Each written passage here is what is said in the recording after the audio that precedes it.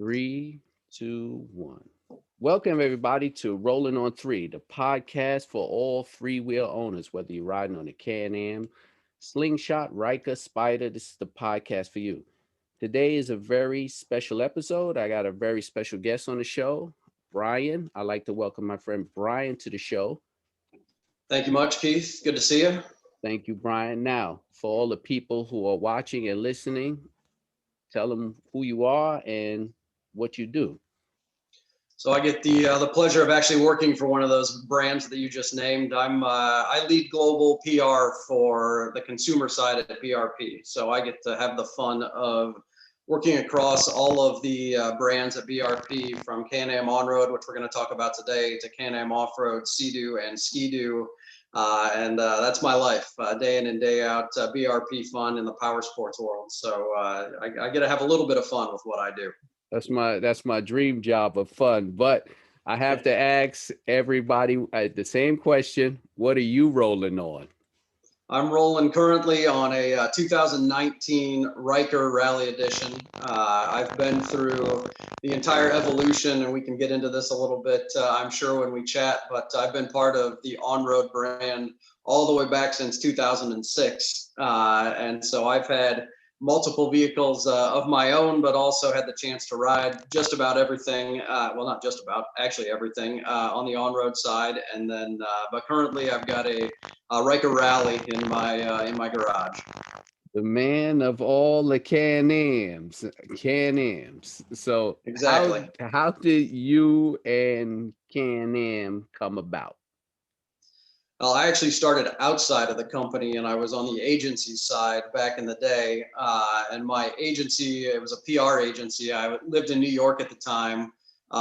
We won the business to launch the Can-Am on-road portfolio. And back then it was the Spider GS that was going to be launched. And so I worked on the outside looking in, but was hired with a group of people to help launch all that is Can-Am on-road. And so ourselves, along with an ad agency and an events agency, and this entire machine that had to be spooled up to launch Can-Am back in the day, I was a part of that and led that team for a number of years before coming over in-house. And so I had the first two prototype Spider GSs in a garage up on the Upper East Side of New York before anybody knew what they were. I had Quebec license plates on them. I would go through the toll booths out in New York, and they wouldn't know whether to charge me as a motorcycle or a car. They would get confused as to what three wheels was. Got pulled over by a police horse in Times Square once, asking me if this thing was road legal. So I had my fun out there for sure. That's interesting. A three-wheel got pulled over by a four-legged vehicle. That's not a lie, right there. It was one of these. It was, and then it usually turned into I got to check this thing out. I've never seen anything like this. And obviously, since that time, we've come a long way. Well over 100,000 vehicles out on the road now since the launch, and nice. All over the globe. And right. So certainly people are a little bit more aware of the three-wheel market as it stands now, and specifically Can-Ams. Yes, they are. So since my target audience is only the Spider and the Ryker, just tell me a little bit about the products, the sales, how many countries, just let them know. Yeah, for sure. So, as far as sales go this year, we had momentum prior to this year, but then getting into last year, 2020, we're all trying to forget that at the moment. But there's a lot of people that have discovered just kind of the joy of getting outside and riding. And that's across our entire portfolio of products that I was talking about earlier. But from an on-road perspective, BRP sells in 120 countries around the globe. We've got an awesome dealer network and distributor network all over the world. And so it's a truly global brand. There's people out riding these three-wheel vehicles. I've met multiple people from Japan and Russia, and certainly many from Europe, and obviously all over North America, which is our biggest market. Right. But sales are going extremely well. Year over year, we're up 60% according to our latest data that we have from Q3 that we released. And so Q3 of 2019 versus Q3 of 2020, there's a 60% increase in sales, which we love. And it's not just a standard type of person that's coming into riding, and specifically in the Can-Am side of things. Yeah, We've got a ton of. that's Go ahead. exactly what I'm learning now from the podcast. I've touched all bases, I've touched all genres. I mean, it's amazing how many different people I've talked to people overseas on the podcast, and it's just amazing. I mean, from 75 years old to 19 years old to a rapper to a teacher to, I mean, it's amazing the bases it covers. I was shocked when I started this. You're right. You're right. It's awesome. And frankly, it's something that the entire industry has been trying to do for a number of years, is to try to get all these different types of people from different walks of life, and specifically newer generations of riders interested in riding. And it's something that we're cracking the code on, unlike anybody else, which is, again, been really fun to watch the global expansion of that and the adoption. And we've lived since day one. I can remember like the first advertisements that we had, but it's the essence of the open road should be open to all people. And we believe in that still today. And hopefully you guys see that through the marketing that we do, the way that we interact with our communities, the way that we are truly riders ourselves, and That trying to invite more people in. Like it's awesome. It really is a fun program to be a part of. that brings me to the thing I saw was the Open Road series. Is that one People I'm of the open road. People Yep. of the Open Road? Like what, that was a marketing strategy come up by your people, your team? Yeah, it was, and it's really a celebration of that diversity of types of people. We hear whenever we're out and about riding or going to different events, or obviously reading and engaging with people online, about all these amazing stories that people have, again, from all over the world. And a little bit of inspiration from the People of New York series, where they just stop people and talk to them and dig a little bit deeper. And as soon as you peel back some layers in some people, and yes, there's this one common thing that we all have together, which is the love of riding and escaping and feeling the freedom. But beyond that, there's these wonderful stories about people and how they got there, and what their life is all about. And so peeling that back and learning some more about our riders, and then featuring those people online. It's a fairly new series that we created, but yeah, People of the Open Road, about once a month, we're hoping to feature somebody. We've got people already from overseas, and even Right. the States featured as well. So yeah, it's a cool series. I hope that it It is. continues. It should. We've got a ton of people to talk to. No, no, it is. It's pretty cool. I came across it when we were setting up the whole thing. So when it comes to the Can-Am market, like which country would you say is bigger? Like they steer more to the Spider or to the Ryker? Like how does that, like who's more popular with what? Yeah, I mean, there's adoption everywhere, but the Right. U.S. and North America are the primary. So U.S. and Canada, the primary markets for both vehicles. We do a lot of sales there, and from a Spider standpoint, prior to the launch of the Ryker, we had great traction in the U.S. Japan is a big market. Europe is a big market for us, specifically France. And so it's again, it's been fun to watch this expansion from even not all 50 states into this bubbling out into what it's become today. And then with the launch of the Ryker, it has just really skyrocketed, pretty much all of those markets. And the campaigns that we've been doing and the way that we designed the product itself are all geared toward easing that barrier to entry. And Right. Right. regardless of where you live in the world, there are people out there, men and women, that have this love of adventure but have never gotten on two wheels and never ridden a power sports No, vehicle. no, I mean, absolutely. I mean, I was a fan of the Spider when it first came out, but I was already on two wheels. So when the Ryker came out, it just blew me away. Like I ran to the dealership, and because it was New York, I had to get on the waiting list. That's how bad it was That's right. when they came out. But I waited. I bought mine, and I haven't. I don't. The only time I don't ride is when it's too cold to ride. So I am definitely in love with the Ryker, man. I really I can't find right now, not the I can't find anything wrong with it at this point. For me. For me. I don't want But it. I mean, I don't want you to find anything wrong. That's awesome. And I grew up on two wheels as well. And okay. so I was a two-wheel rider before getting into this world of three wheels. And I don't know if you added to your garage or if you swapped from two wheels to three, but actually, which do you still have your two wheels, or No, did no, you sell I'm that? I'm I'm off two. I've been off two wheels for probably 6 maybe. I've been off two. Nice. So, Yeah. I was still had the love for it. I was still in the market, but now I was debating that if whether I was going to go two or three, back to two or back on the three. So it was just one of those things. When it happens, it happens. And then, I always said, oh, I'm gonna get a spider. Oh, no, maybe I'll get this. I don't know. And then just the Riker dropped, and I was like, all right, the choice is made. Like, I didn't even have to think about it. I said, okay, so that's the one.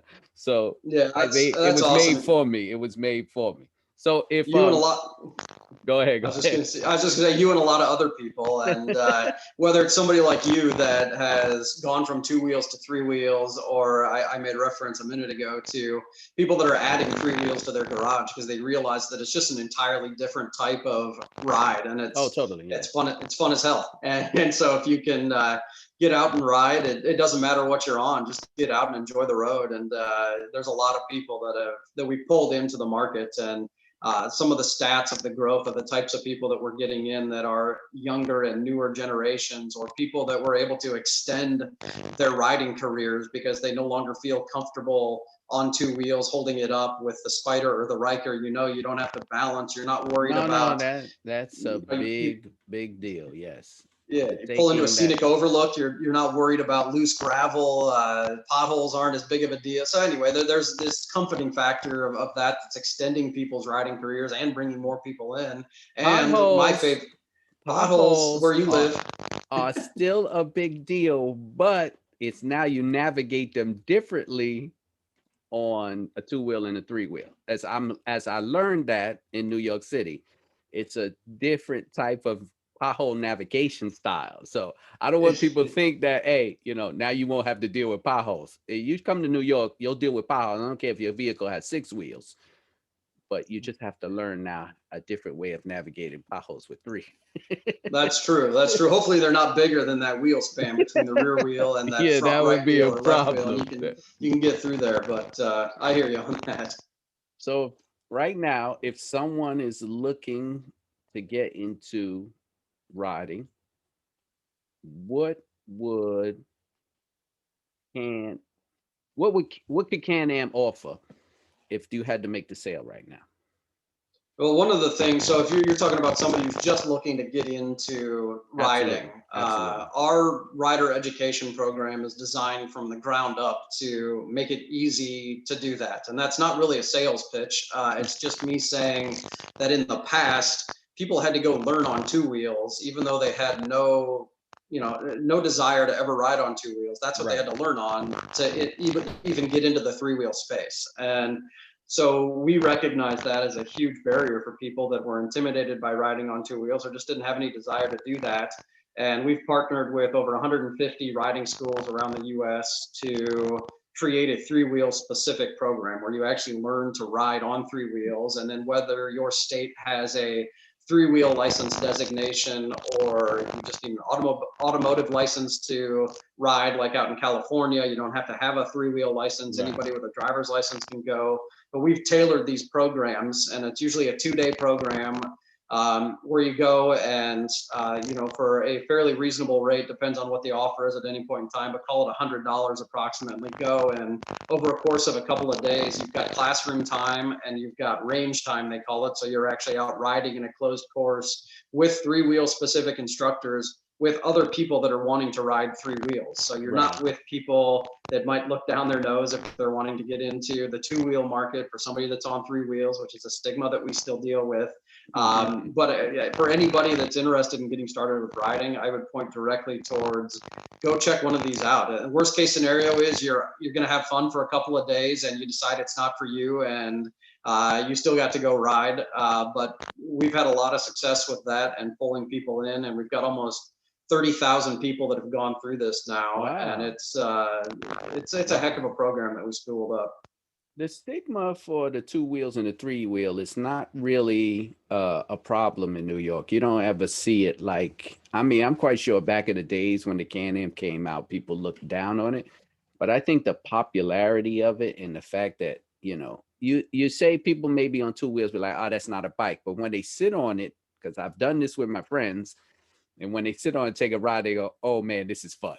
So it's almost like one of those things you're like judging the book by its cover, because when I sat on it, it reminded me of being a little kid on a big wheel again. And I loved that when I was a little kid. So, so I think that's how it is, because out here in New York, people roll up to you, whether it's a bike, whatever they're riding on, it's nothing but love. So I guess it's becoming very, very open to that. Hey, man, this guy's on a bike too. He could keep up, and he don't have to lean that hard when he makes a turn. That's right, and it is, and I think that that's also a little bit of a difference in more of an urban riding culture, especially around the Ryker and the acceptance of that, versus the stigma that I would lean towards a little bit more, that still does exist in some worlds, is more of that touring rider, the cross country rider, where that's a traditional two wheel driven marketplace. And we came in, and people are wondering what this is. Is it a motorcycle? How does this fit into our culture of Right. riding? And you're absolutely right, though. The acceptance over the years has gotten, more and more. And it's not really, we never had the intent to come in and try to infringe on the existing Oh two-wheel yeah, riders. I Riding understand. on two wheels is incredibly fun. It's awesome. Oh This is yeah, just a different type of ride. So that's be all it is. open-minded and give it a try. Yeah, of course, of course. So when I started this, I threw it out there that I'll be interviewing someone from BRP Can-Am. So I got a few, three questions I picked out that would, if you could just touch on just a little bit. Yeah, you Uh, the bet. the first question is from Cy Combs, and he says, "Are there going to be big design changes in the Ryker in 2022?" The best thing I do is smile and just say, yeah, stay tuned. You know us, like we're constantly trying to learn and get feedback from our riders. It doesn't matter if it's Riker or Spider or frankly any of our line of vehicles. We want to hear from our riders, and we're out riding them ourselves, and we're learning about how we can make those products better through innovation. And Okay, so okay. I can't, yeah, so I can't comment specifically on any future product, Of course. Yeah, the but we'll keep secret. getting better. Yeah, all right, I get it. I mean, everybody wants to be surprised. Okay, my next question is from Henry Hill. Is there an electric Can-Am in the future? Henry, it's a good question. We released some prototypes about a year and a half ago of multiple electric vehicles from Mm, BRP that mhm. they're just that, they're concept vehicles. And Okay, it's to show, we know that the future is electric, and that doesn't right. necessarily mean fully electric, but electric has a role in the future of transportation. And so the short answer is we're looking at it. It takes time.